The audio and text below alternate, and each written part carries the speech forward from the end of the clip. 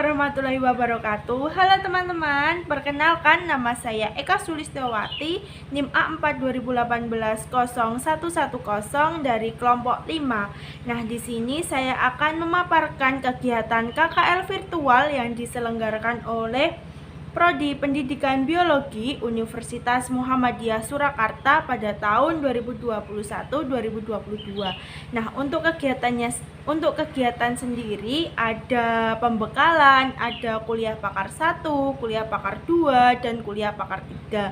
Nah, untuk kuliah pakar 1 yaitu membahas tentang pandemi, kuliah pakar 2 membahas tentang vektor penyakit, dan kuliah pakar 3 yaitu membahas tentang tumbuhan sebagai imunomodulator.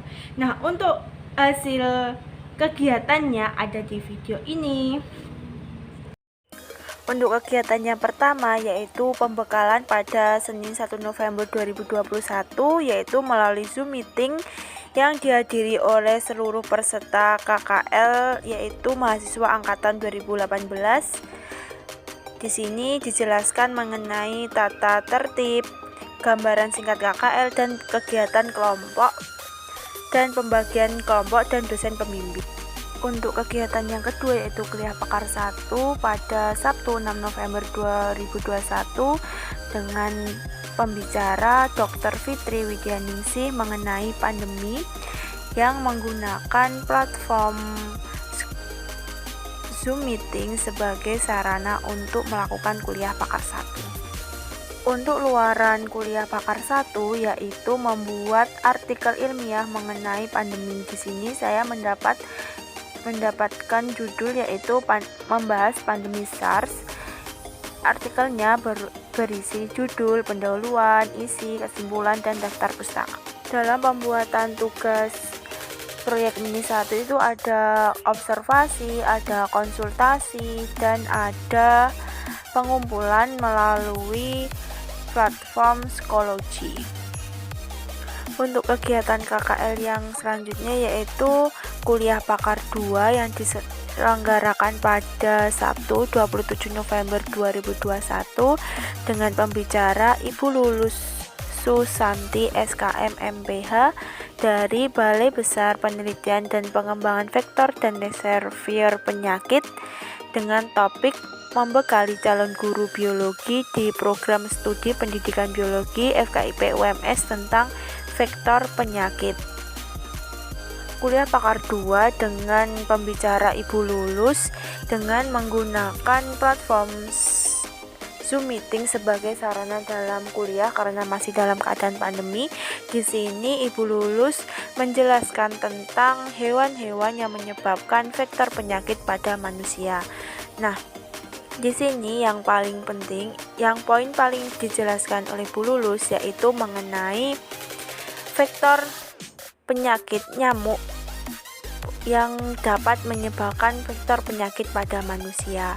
Nah, di sini Ibu Lulus menjelaskan tempat-tempat yang menyebabkan perkembangbiakan nyamuk dan cara pencegahan supaya tidak tergigit nyamuk dan penularan penyakit.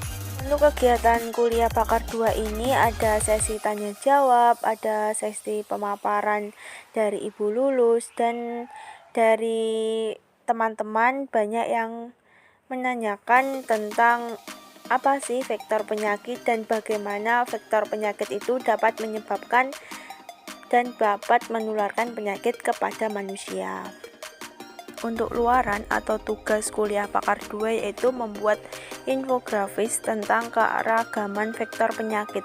Nah, di sini saya mendapatkan tema mengenai vektor penyakit pada ikan. Nah, saya membahas yaitu vektor penyakit pada ikan kerapu. Nah, ikan kerapu ini dapat menularkan penyakit pada manusia yaitu Streptococcus yang dapat menyebabkan penyakit seperti kejang dan lain-lain. Untuk pengumpulan tugas kuliah pakar 2 atau proyek mini 2 yaitu melalui Instagram, di-post melalui Instagram dan melalui psikologi. Untuk kegiatannya selanjutnya yaitu kuliah pakar 3 yang diselenggarakan pada Sabtu 18 Desember 2021 dengan narasumber Bapak Saryanto, Sarjana Farmasi Apoteker dari B2P2 TOOT Tawangmangu dengan topik membekali calon guru biologi di program studi pendidikan biologi FKIP UMS tentang peran tumbuhan sebagai imunomodulator. Untuk kuliah pakar 3 yaitu menggunakan platform Zoom Meeting sebagai sarana dalam kuliah. Nah, di sini Bapak Saryanto, Sarjana Farmasi Apoteker, menjelaskan tentang macam-macam tanaman sebagai obat imunomodulator bagi tubuh. Nah, Bapak Saryanto juga menjelaskan tentang pemanfaatan tanaman dan juga cara pengolahan tanaman yang tepat yang digunakan sebagai obat tradisional.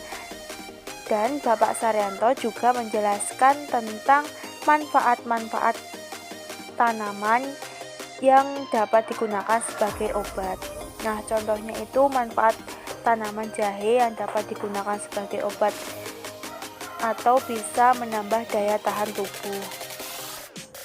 Untuk luaran atau tugas kuliah pakar 3 yaitu membuat katalog digital tentang tumbuhan sebagai agen imunomodulator pada manusia. Nah, di sini saya mendapatkan tema yaitu tumbuhan apa saja yang dapat digunakan sebagai agen imunomodulator pada sistem pencernaan manusia. Nah, inilah adalah katalog saya tentang sistem pencernaan. Nah, ada tanaman temulawak, daun jambu biji, daun mint, biji jintan, dan kunyit. Nah, ini dapat sebagai agen imunomodulator sistem pencernaan manusia. Tidak hanya di Instagram saja, pengumpulan tugas katalog juga dilakukan melalui Axology. Nah, itulah hasil kegiatan KKL virtual, yaitu ada membuat artikel, membuat infografis, dan membuat katalog. Nah, dan tugas akhirnya membuat video ini. Nah, bila ada salah kata atau salah pengucapan dalam video ini, saya mohon maaf yang sebesar-besarnya. Billahi taufiq wal hidayah. Wassalamualaikum warahmatullahi wabarakatuh. Terima kasih.